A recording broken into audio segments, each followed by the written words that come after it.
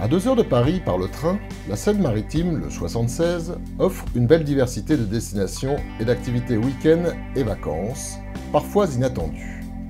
Nous vous en proposons ici une sélection qui vous donnera une idée du potentiel de ce territoire. Entamons notre découverte par une halte à Veulettes-sur-Mer, petite station balnéaire de quelques centaines d'habitants qui nous ouvre ses grands espaces. Une large plage de galets, encadrée des falaises de la côte d'Albâtre, se prête aux activités que l'on est en droit d'attendre. Baignade, planche à voile, bain de soleil et pique-nique pour les uns, balade à pied ou à vélo pour les autres, assortie d'un repas sur les terrasses des établissements qui longent la plage. Veulettes s'est dotée d'un centre nautique qui complète son offre, paddle, voile et kayak au programme.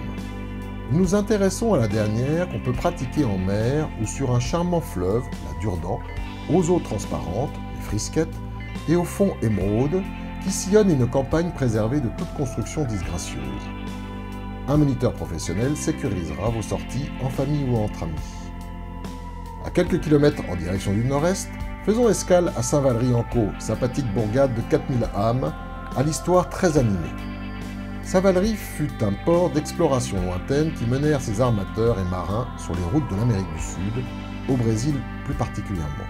Ceux qui firent fortune du commerce des produits exotiques y édifièrent des habitations cossues, comme cette maison Henri IV, construite en 1540. Ces pans de bois conservent les souvenirs sculptés des voyages vers le Nouveau Monde. Plus tard, Saint-Valery fut un port prospère et en conserve quelques habitations de pêcheurs avant que cette activité ne décline. La villégiature, les bains de mer et le casino lui succédèrent. En témoignent quelques belles demeures de la fin du XIXe siècle, début du XXe. Ces témoignages restent rares car la ville a été profondément meurtrie pendant la Seconde Guerre mondiale. Ici, lors de la déroute de 1940, des troupes françaises et britanniques ont été écrasées par l'armée allemande commandée par Rommel. La ville fut quasiment détruite. Au moment où les troupes alliées et françaises arrivaient dans la cuvette, se sont retrouvées bloquées en centre-ville, bloquées par Rommel, et pris en tenaille par tous ceux qui les poursuivaient. Saint-Valery a retrouvé sa quiétude et son hospitalité, servie par un environnement ouvert sur le large. Prenons la route en direction de Pourville-sur-Mer, un site qui inspira le peintre Claude Monet en 1882. Aujourd'hui, le lieu se prête à la pratique des sports nautiques. En atteste le ballet des kitesurfers, qui rivalisent de vitesse et de sauts spectaculaires. Au soleil déclinant, quand la mer scintille de mille feux, on se croirait ailleurs, à l'autre bout du monde. Mais non, nous sommes bien en Seine-Maritime, à 2 heures de Paris. De jeunes entrepreneurs, inspirés, ont eu la bonne idée de créer ici un club de surf.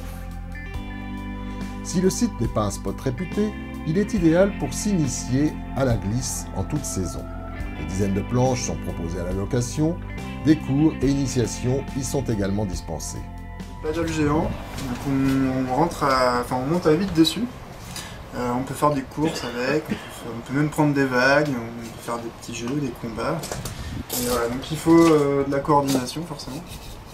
Déjà on est proche de Paris, des grandes villes, et donc on a du monde toute l'année en fait. En été on est limité mais on a quand même des petites vagues, on a 50 cm régulièrement, justement pour apprendre, c'est illégal. Nous rejoignons Dieppe, un port attachant par la diversité de son offre et la qualité de son accueil. Comme nombre de cités de Seine-Maritime, Dieppe a payé un lourd tribut lors de la Seconde Guerre mondiale.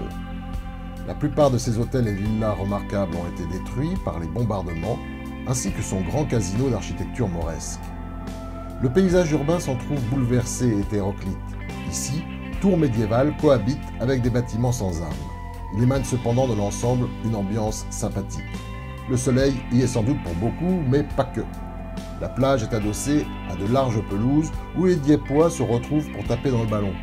La ville, qui s'enorgueillit d'avoir été la première station balnéaire de France, par sa proximité avec Paris, dispose de remarquables infrastructures comme ses bains équipés de bassins intérieurs pour y pratiquer la gym aquatique, d'un spa et d'une magnifique piscine extérieure d'eau de mer chauffée à 27 degrés toute l'année.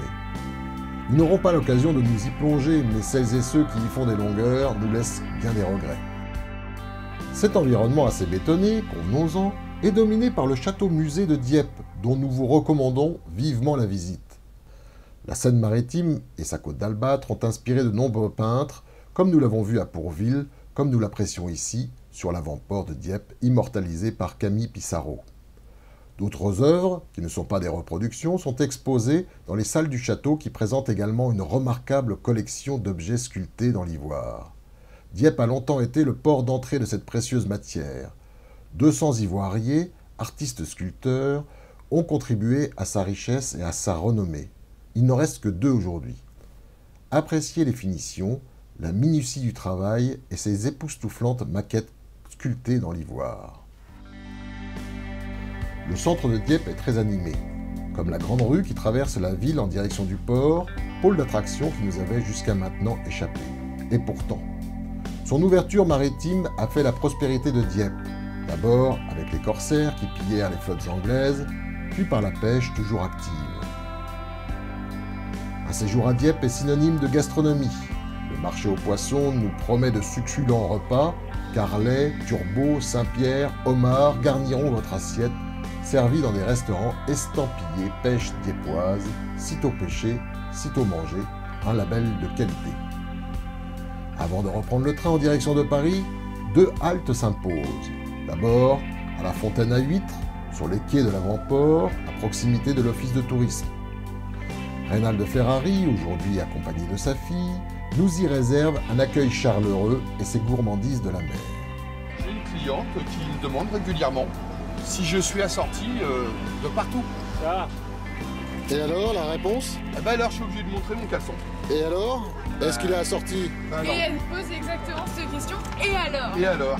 Puis au Clubhouse du Cercle de Voile de Dieppe pour une vue exceptionnelle, la plus belle à en croire son gérant, sur l'avant-port et les façades du quai Henri IV. Voilà qui donne envie de prolonger son séjour.